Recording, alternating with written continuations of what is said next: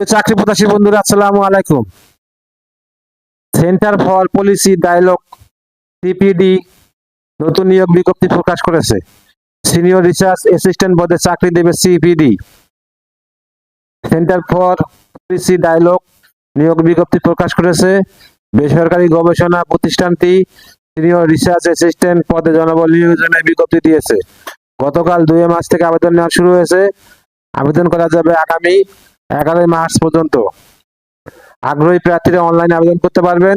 নির্বাচিত প্রার্থীরা মাসিক বেতন ছাড়াও প্রতিষ্ঠান নীতিমালা অনুযায়ী আরো বিভিন্ন সুযোগ সুবিধা পাবেন। এক নজরে সিপিডি নিয়োগ বিজ্ঞপ্তি 2026। প্রতিষ্ঠানের নাম সেন্টার ফর পলিসি ডায়ালগ সিপিডি। আবেদন করার মাধ্যম অনলাইন।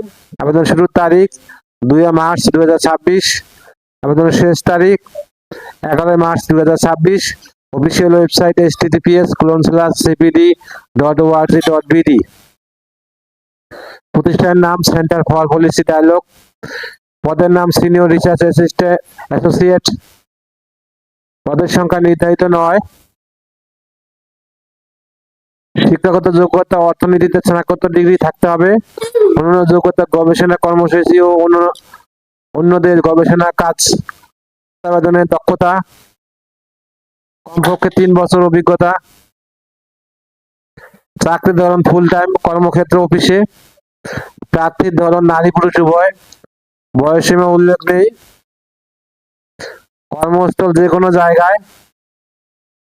বেতন 81,200 টাকা মাসিক।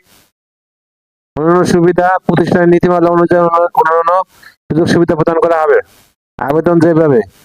আগ্রহী প্রার্থীরা আবেদন করতে বিস্তারিত বিজ্ঞপ্তি দেখতে আমার ভিডিও ডেসক্রিপশনে ক্লিক করুন। ভিডিওটা যদি আপনাদের উপকারে আসে অবশ্যই লাইক কমেন্ট শেয়ার করতে ভুলবেন না। আল্লাহ হাফেজ।